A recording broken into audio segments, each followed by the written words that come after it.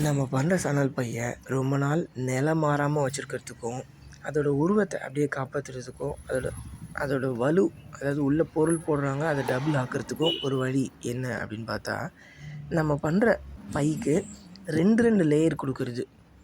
இது கேட்க வித்தியாசமாக இருக்கலாம். ஆனால் இப்படி கொடுக்கறதுனால உங்களுக்கு அதோட லேமினேஷனே தெரியாது. 1 2வது அது ரொம்ப ஸ்டிஃப் ஆயிடுது. சரிங்களா? அந்த அந்த பைய கையில் எடுக்கும்போது பார்த்திங்கன்னா ரொம்ப ஸ்ட்ராங்காக இருக்க பை மாதிரி அது தெரியும். அது நிஜமாவே அப்படி தான் ஆயிடுது.